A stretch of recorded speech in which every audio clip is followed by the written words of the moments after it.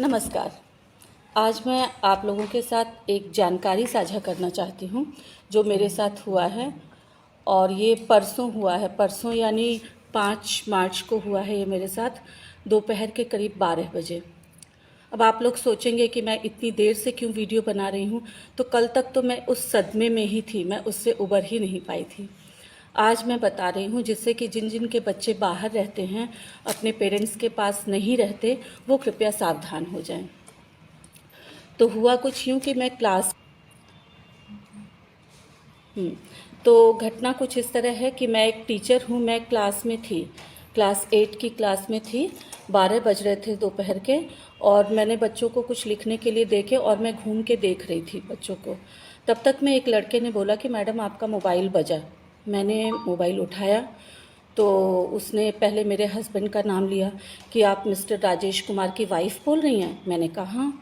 तो आप स्वाति चौधरी की मम्मी बोल रही हैं। मैंने कहा हाँ। तो आपकी बेटी कहाँ रहती है, क्या करती है। मैंने कहा मैं आपको क्यों बताऊं कि मेरी बेटी कहाँ रहती है, क्या करती है। तो बोले कि बताना तो आपको पड़ेगा, आपकी बेटी को हमने गिरफ़्तार कर लिया है, वो अरेस्ट हो चुकी है, और वो एक फ्रॉड किया था उसने, इसलिए अरेस्ट हो चुकी है। तब मैं थोड़ा घबरा गई। मैंने पूछा कि क्या फ्रॉड किया उसने। तो बोले कि वो एक लड़के को ब्लैकमेल कर रही थी, 4 लड़कियां मिलके। तो वो चारों अरेस्ट हो गई हैं। 3 को तो सज़ा भी हो गई है, 7 साल की सज़ा और 4 लाख रुपए जुर्माना।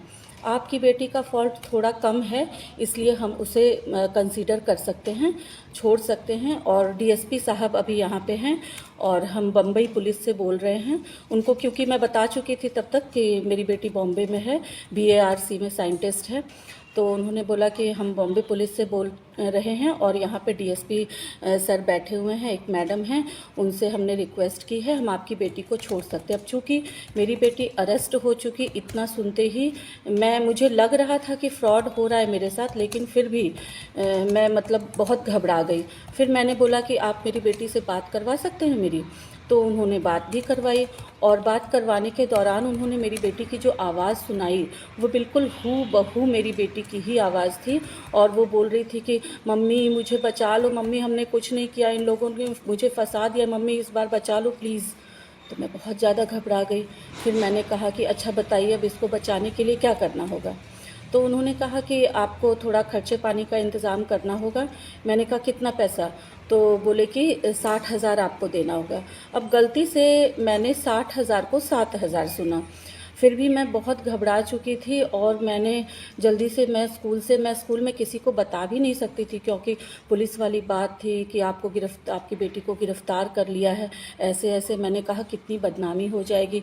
और उन्होंने कहा कि मीडिया वाले अभी बिल्कुल एकदम हमारे आसपास हैं, और मीडिया वाले आ चुके हैं, अगर आपने देरी की तो बात मीडिया में चली जाएगी, आपकी बेटी की बहुत बदनामी होगी।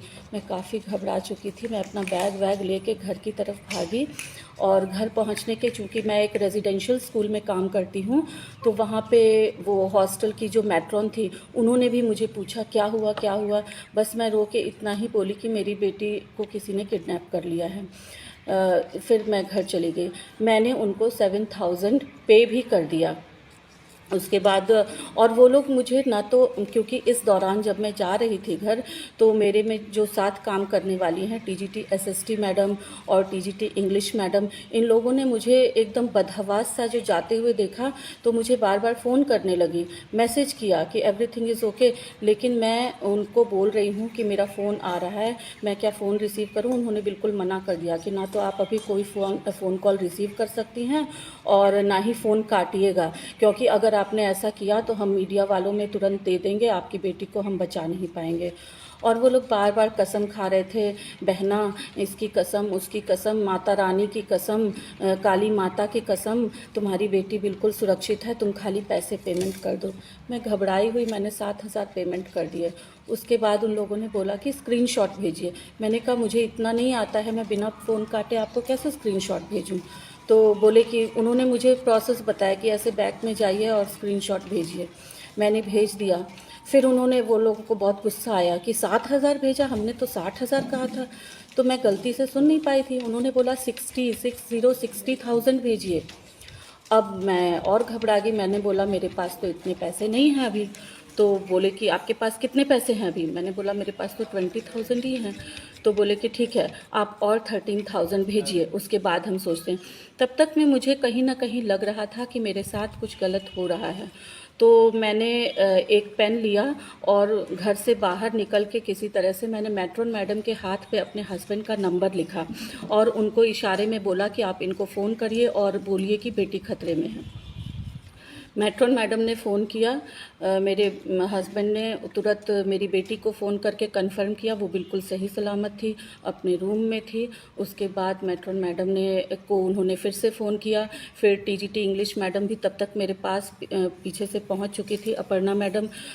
उन्होंने बोला कि मैंने भी बात की है, बिल्कुल आपकी बेटी को कोई प्रॉब्लम नहीं है, बिल्कुल। और तब तक में ये जो स्कैमर था वो फ़ोन पे ही मेरे साथ था, व्हाट्सएप नंबर पे मेरे से बात कर रहा था। और उसके बाद फिर मैं थोड़ा सा रिलैक्स हुई। फिर इंग्लिश मैडम को मैंने फ़ोन दिया, इंग्लिश मैडम ने भी उससे बात की, उसको डांटा।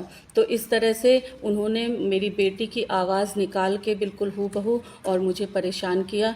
तो ऐसे ही अभी इन स्कैमर्स का बहुत लोगों को फ़ोन जा रहा है, तो कृपया आप लोग सावधान रहें। धन्यवाद।